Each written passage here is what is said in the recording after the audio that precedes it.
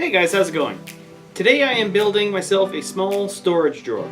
This is going to be my paper storage drawer for my big 11x17 format printer. I begin by ripping a sheet of plywood down to the final depth of the drawer case, and using my crosscut sled I measure and cut the plywood down to its top, bottom, and sides. I then set the table saw to 45 degrees and miter the edges of the plywood. I know glued miter joints aren't the strongest, but I will explain my reasoning at the end of the video. I find that storing a ream of 11x17 printer is not always the most convenient thing to do. My thinking was that the footprint of the printer would be big enough to store it if there was a drawer underneath it. Once I have the 45-degree miters cut in, I temporarily tape the drawer case together to ensure that the miters close tightly, as well as to get the correct spacing for the drawer itself. I then go back to the table saw and rip some plywood down to the height of the drawer. For the bottom of the drawer, I'm going to use this hardboard I think I salvaged from some packaging from something else. I don't remember what it was, whatever, it works. I cut the dado in the plywood with 2 passes through the table saw with standard blade since I don't have a dado stack. And with a quick test with the hardboard, it looks like I'm good to go. I then head back to my crosscut sled and cut the plywood to its final lengths for the drawer.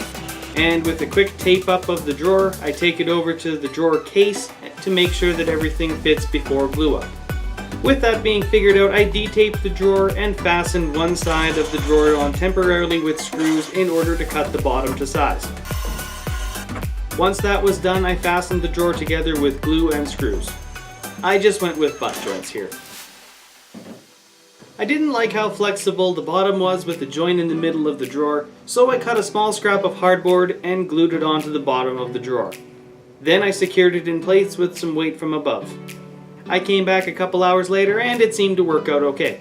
Next came the glue up of the case. I detaped the top to get it out of the way, then with the sides folded out, I put some glue on the 4 miters.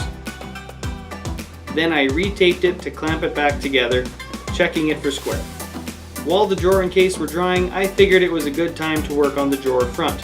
Basically, I marked out the size based on the case, then I cut on the inside of that line so the drawer front was slightly smaller than I actually needed. This is to allow for the 3/16 inch thick edge banding that I will be gluing on next. The edge banding is actually leftover 2x4 slats from my 2x4 shutters video. I ripped it down to a 1/2 inch width at the table saw and learned that my table saw really doesn't seem to like small thin materials.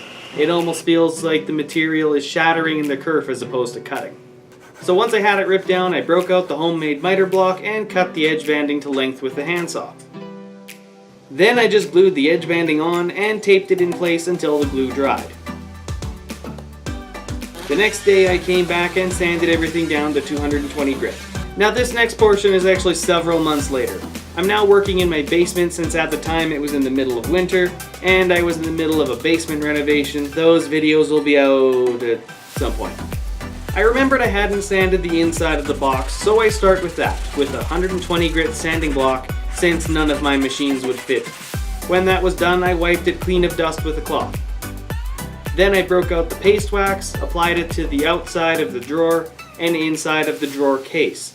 This is to help the drawer slide a lot easier since I'm not using drawer slides in this project. Before finishing the case, I installed the drawer front to the drawer by first installing a small roll of painter's tape on the drawer front. Then I came back with a countersink bit and some screws for a permanent hold. Once that's done, I begin to apply my standard finish of 3 coats of oil-based polyurethane to the case and drawer front, giving them a light sanding with 220 grit in between coats. When the finish is finished, I install the drawer pull. There's a little bit more of a process to this, so I won't go into too much detail here. Let me know if you guys are interested in a more in-depth drawer pull installation video in the comments below. And with that, this project is done. So earlier I had mentioned that glued miter joints typically aren't the strongest, and if this was a standalone drawer, I probably would have secured them with splines in the miters. However, this project is going to live in my 2x4 bookshelf where it is completely contained on both sides, so I won't have to worry about the printer breaking the miters and destroying the case. With hindsight being 20/20, I might have made the top come above the drawer front so that the drawer front didn't catch on the paper tray, but it's something to keep in mind for next time. So overall, I'm fairly happy with this project. It does what I built it for, so all is good. It stores my paper, I'm not having to fight with it anymore. It's actually pretty good. So, thank you guys for watching. We will see you in the next video, and have a good one.